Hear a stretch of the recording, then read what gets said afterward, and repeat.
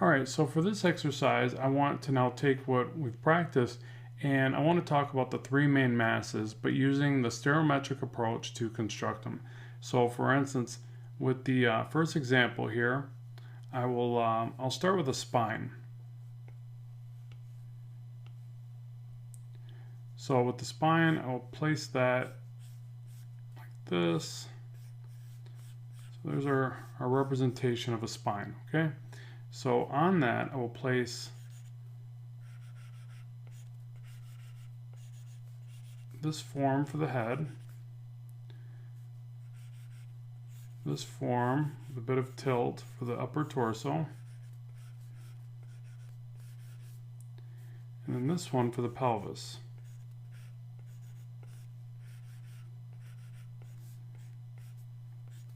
And proportions are a little off, but I can adjust those pretty easily.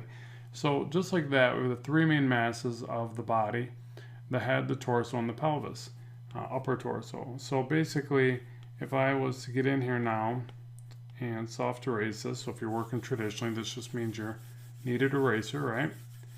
And I can soft erase this back, and I can adjust this. So I can say, well, I need a bit more mass for the upper torso. Maybe I need a little bit more tilt on the pelvis. So, you know, they're all kind of too similarly aligned, right? Which is a really common thing to do. So to make this larger, I'm going to bring this edge out. Just like that, I can create a little bit more mass and volume to that form, right? The head, I kind of like that. Kind of looks almost like a noble looking off in the distance. You know, I try to imagine the character even at this stage of the work. You know, next back here somewhere, and we're just using a smaller cylinder for the attachment. Like I said, I wanted to twist the pelvis a little bit more because it seems too evenly oriented with the upper torso. So what I'm going to do is just bring that over like this, change that perspective a bit. Might be a bit too much, we'll see. I think that's fine. I think it still needs to be a little bit. You know what? I think that's fine. So just like that, and here's where the spine would connect, something like that. So just like that, we've made some edits and we've maneuvered these prisms as the stereometric approach of the three main masses. And that's really the benefit, or one of the main benefits. You can see that if you were to think prospectively about this, they kind of almost all converge back in a bit of continuity. And that's the concept, even though we didn't draw any perspective lines. And I find it better to do it this way because if you put too many perspective lines in place, it's very easy to become too strict and too rigid with the design of the body.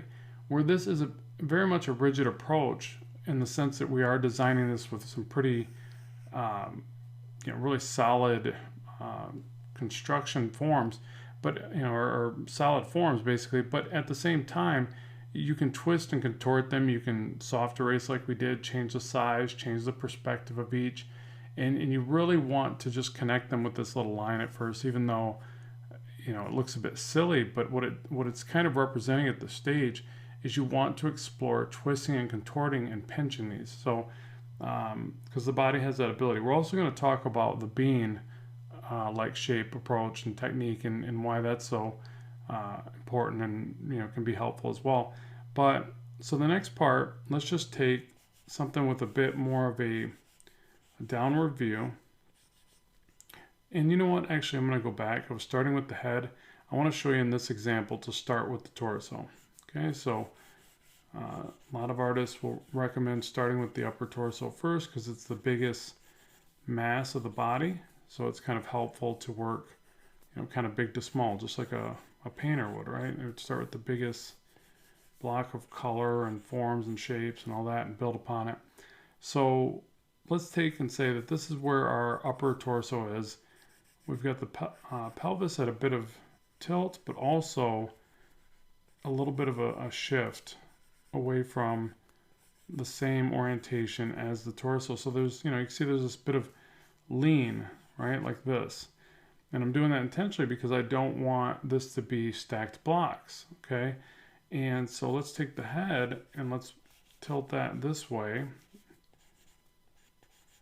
and give it a little bit of a downward tilt in comparison to the upper torso.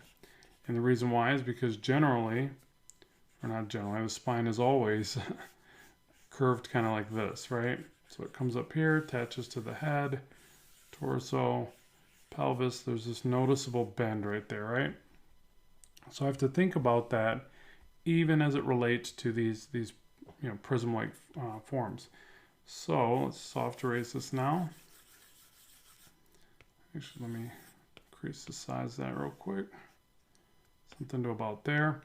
So you see we've got a little bit more of a downward perspective. So I was doing a couple things here at once. I was thinking about the perspective like this, right? Even though you can see the pelvis is out of that, but that's what I wanted for a bit of posturing. And I'm also thinking about a little bit of this perspective, right? So, but doing all that without trying to draw perspective lines. Again, it's a bit challenging at first, but it's very freeing once you get used to it. And it really allows you to draw more complex scenes more easily, in my opinion. Because again, it's not just working out the perspective, it's also helping you with proportions, and it's also helping you with alignment of anatomy. So when you start to draw on your anatomy over something like this, it's real easy to find center, and you can free up your thought process and just focus on the anatomy because you have like a lot of this worked out. You have this base form. Think of it like a ball of clay that you're now going to cut into and chisel into something else. So this is a very important exercise. Okay, so I want to try another one, and I'm going to drop in just some quick guidelines here just to show you that you can really couple lots of ideas together. So I'm calling those perspective lines, even though they're pretty crooked there. But what I want to do is start with the torso again, and I want this to fall into this pretty dramatic perspective. Something like this. Remember, when in doubt, just make some lines. So a big part of getting good at art is just thinking on your feet and being creative through something that might not be as good as you hoped, right? So when in doubt, just get to drawing, get to making some marks, and then get good at shifting it into something that looks better. Now, lots of artists do it. It's one of the reasons why you can look at people that you'd be amazed when you see some of the artists that you admire. If you see the beginning stages of their work, sometimes it's a pretty eye-opening experience. It's one of the neat things about going to art shows and watching people draw. Some of them start pretty crudely. It's just their ability to refine it is just stunning.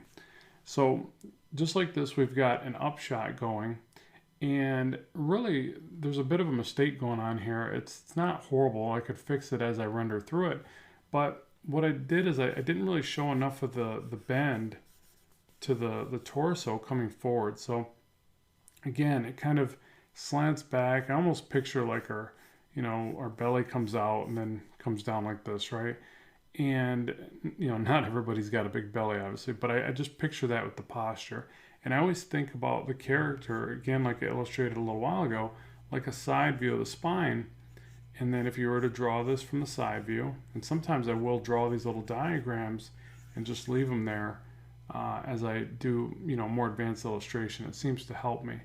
But because of that, I feel like I needed to bring this forward a bit more and tilt this back a little bit more and really kind of push that dramatization of that perspective. So let me erase this back.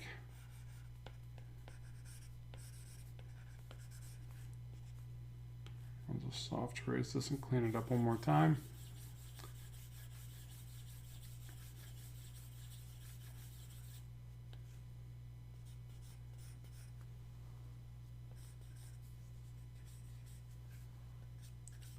But just like the previous exercise, draw lots of these, get in 5 or 10 different poses.